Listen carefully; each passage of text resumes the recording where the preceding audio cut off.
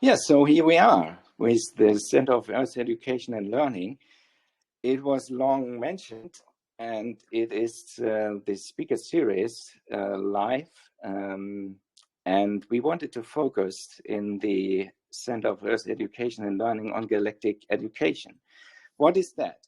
To learn about us, other species and planets around us, I would say. And today, our first speaker, our first live guest is Peter Maxwell-Slattery. Glad to have you on the call here, Peter. And thank you for having me, Henning. I just wanted to start off, as we spoke a little before, as I'm on travel. I've been to Bhutan and I'm now in Thailand. And yeah, guess what? Bhutan is about Buddhism. And Thailand, I've been, and I'm in the hotel, and I'm looking outside at the sign at the hotel, and it says it's about a protector of the Buddha. I got actually messages about a protector in the past weeks, actually maybe months, but I couldn't figure it out so well. Then I saw that sign, and we spoke briefly about it. But anyway, it's just one of these things. Anyone can use their mind, their thoughts, their discernment, whatever that this means. It was kind of, again, astonishing for me. So again, here we are with you, Peter. Maybe you start off saying a bit about you, but one thing I want to highlight is, of course, the Jaya Sanctuary. But please, over to you. Say a little about you. Yeah, so since 2010, my experiences, we could say, with otherworldly intelligences, not just extraterrestrial but beyond, have somewhat been in play, though it has been a lifelong thing. Going back, I'm 40 now, going back from, let's say, 27, around that time period in my life, pretty much to the time period in my, we could say 7 years old was when it was sort of an interaction on a coherent level, though there was some things before that. It was a bit more sporadic then. But this has been a path that was least expected until later years, in terms of what I'm focusing on these days is educating people spiritually to help them empower themselves, and through that learn and pull on their passions in life, which actually are entwined with their purpose, which does chop and change, as well as having one of the most documented extraterrestrial contact cases in modern times. So people can check out more of myself by just typing in my name online. But through that, it's led me to open Jaya Sanctuary in Victoria, Australia, which I'm now open, doing more small and intimate workshops, anything from self-mastery, yoga, meditation, CE5, initiating contact, remote viewing, a number of different disciplines that the workshops are focusing on and delving into. Some of them are a bit of a conglomerate of that as well. So that's just a brief outline, Henning. Yeah, thank you, Peter. And as we shared before, I want to get right into 3 questions. Yeah. And this is all around that. So the first question is, what are educational messages you receive from our greater family, in particular from the Pleiades? It's very similar throughout most of the different cultures, not just in the Pleiades, but elsewhere in different star systems, depending on the density of consciousness that they're operating in. So as an example, even with the Pleiades, it's rife with life, variations of humanoids, and some of them are feline. A lot of them look like just you and I. It can be Nordic traits. There can be some Asian traits. There can be some male and dominant traits, different shapes and sizes and heights. They could pass walking by you and I, of course. But the very big commonality through it is people, and I sort of hit on it at the start of this, people living their passions. Now, they are encouraged. There is an education system there that can go quite longer than us, depending on the lifespan of the particular group or species in different sectors, depending on the star, depending on the planet that they're on, what have you. But it's known in such a way that through what each person is interested in terms of what I call their heart pulling them towards. It could be things like engineering, it could be spirituality, it could be gardening, different types of things, agriculture, what have you, all these different things. Naturally, people are drawn to things, and sometimes that's got to do with a past life thing, though I say all lives are happening at the same time. And through that passion, they are encouraged to follow those passions. So even from an educational standpoint, they first and foremostly basically told to follow your heart and your passion, which areas of study. On top of that, they are also encouraged to experience new areas of study. And it's not something like you've got to do this, you've got to do that sort of, like we got told with maths or science or English, what have you, like we do in Australia. But it's more something if they've got an interest, the individual, the child has an interest in a specific area. Let's say it is music and they've never done music before, and it's not even something that they feel, they're able to step into it and just play music straight away. But because they want to study music and experience music, well, therefore, they've got the go-ahead to go and delve into that as well as their main curriculums, which would be around the main focus that they have a passion about. Now, it doesn't mean that they won't chop and change what they're passionate about. But instead of like a system here that's very much out of whack, I've worked with a lot of different parents and teachers. Some go to Steiner, and then some have even found that the Steiner method is a bit old school now and it's not adapted to modern times. I'm not judging on anything here. All I know is that we've got highly evolved children coming in, and a lot of the systems are not effective for those children with how quick they think, with how intelligent they already are going into school, and the way that they can soak up that knowledge is not done in a method that's viable now. And so we could say, for example, let's say a Pleiades civilization, these things are taken into consideration in terms of, let's say, in Australia here, in the 80s, it was mainly you would watch the odd video, but most of it was reading and writing. Where now we've got methods with computers and a lot of different things. There are different devices, we could say, to where it's almost like a downloading of knowledge can happen, but it also depends on the specific being, because some people might not be at a certain point that that's productive, or even the way that they can take in information. So it's basically coming down to they're encouraged to follow what they're passionate about straight up, but they're also encouraged to experience and educate themselves on new areas that they may have not delved into in other lives, because in the Pleiades, and again, other civilizations depending, now we could go on about Era, which is near Taygeta. I could go on about Liga, which is near Merope. There's so many different civilizations and places, and then each planetary body is a conglomerate, again, of different species in most places. But with that said, it's very much something where they're at a level of consciousness that some of the C's and spiritual advisors there can read not just children, but anyone like a book and see what they've done. They may advise, but one of the ways that I've seen it mostly implemented is allowing that child to go towards what they're pulled towards. So they're still not being told, you should be doing this, you should be doing that.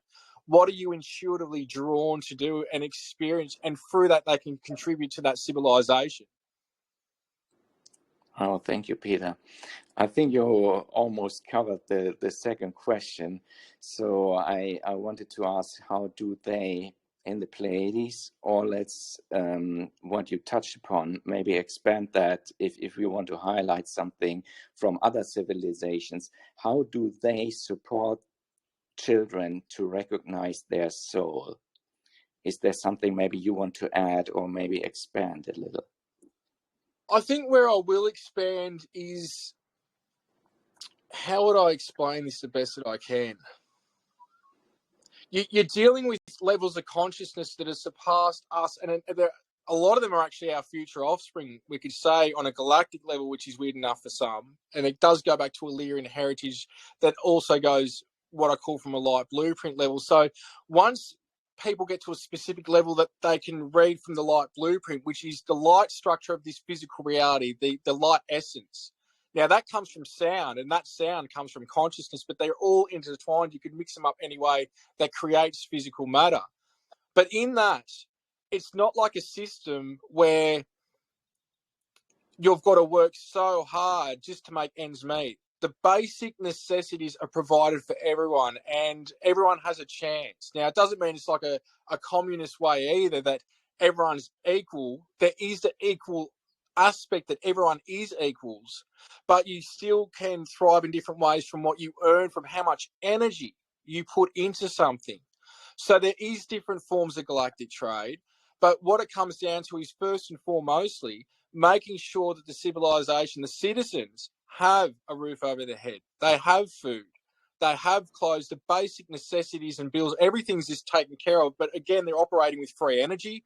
They're operating with med beds. They're operating with replicators. There's a number of different things that they're got at a better stance. Even though we've got those things, we most are unaware of it. And when you take that load off somebody, they can really focus on a balance in life. So it's not just about you do this. You've got to have a balance with your spiritual aspect, your physical self, your friends, your family, your hobbies, your work, partners, kids, all these different things. That's where we could say a lot more balance is easier to be had under those conditions. So we're operating under different conditions. But like I say, just because we're operating under different conditions can actually be something that makes us thrive even more than other civilizations. Because through this, we can find how strong we are, what we're capable of. Just because there's roadblocks, sometimes those roadblocks, when you go around them, still get you to the same place. And sometimes it can be more simplified. But a lot of beings are here at this time to help elevate human consciousness. So I'll say that to add to what I was saying, they've got a different framework that they're operating with compared to us. And it could be looked at, yes, it's much more simpler, but a lot of us have been in those worlds, and we've come here at this time to assist and elevate, to uplift this world, to operate, we could say, in a similar fashion, but to also be sovereign and embrace its own cultures, not just culture, but we could say earth culture, but the cultures of the earth. So when we enter into the galactic, we could say, phase on a public level, we already are, but not on a public level. When we do it on a public level, we're sovereign beings. We're not looking up to them. We see them as our brothers and sisters, and they don't have all the answers, believe me. So this is something that I just wanted to put here as well, because it is something that people are looking at these beings like deers caught in the headlights. Believe me, I've had many experiences, and you can be taken aback from it. But a lot of people operate from their contacts and go, I've got to do this, I've got to do that. It's true beings that are connected to you will help you, empower you, and you take the ropes. You lead the ship. You lead that ship on the ocean, not the other way around. And that's something that us going into the galactic neighborhood, we could say on a public level, we have to keep our own sovereignty for this culture, even as we pass and transition, whether it's from, dying, even though we don't die, when we transition to the other side, we can go and help other worlds embrace themselves and uplift themselves as well, which is what a lot of beings here are doing. Oh, great information. I think very timely. And let me then go to the third question.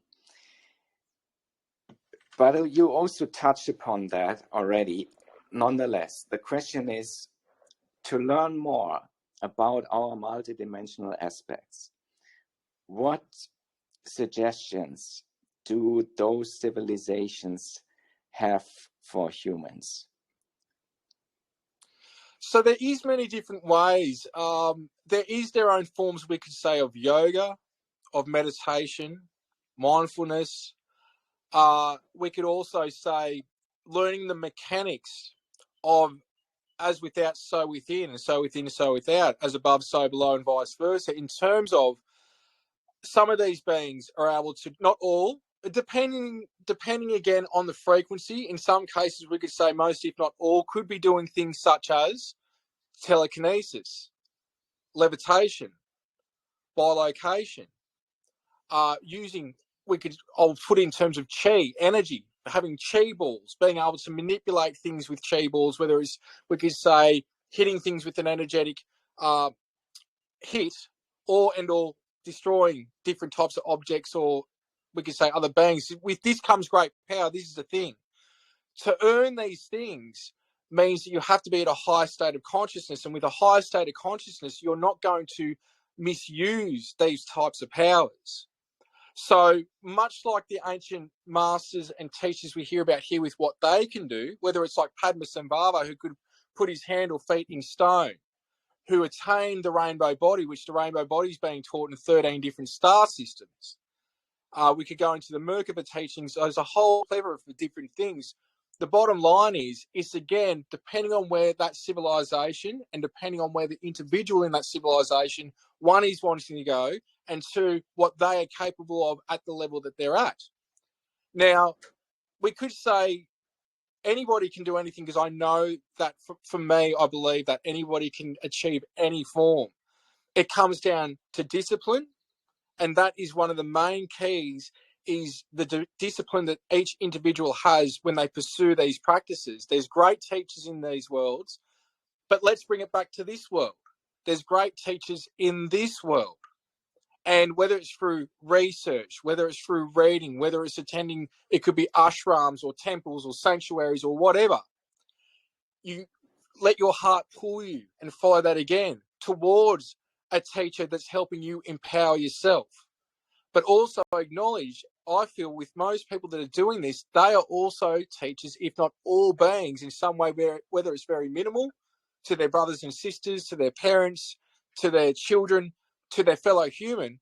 We are all teachers somewhat to each other. And it depends on what level we want to take it there.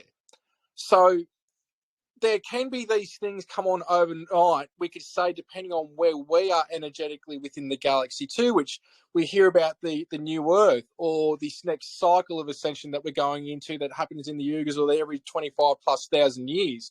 We have been going through a highly energized place in space that some surmise these things will naturally come online for a lot of us, if not all. For me, it's more like, depending on where you're at, it depends on what you're going to achieve.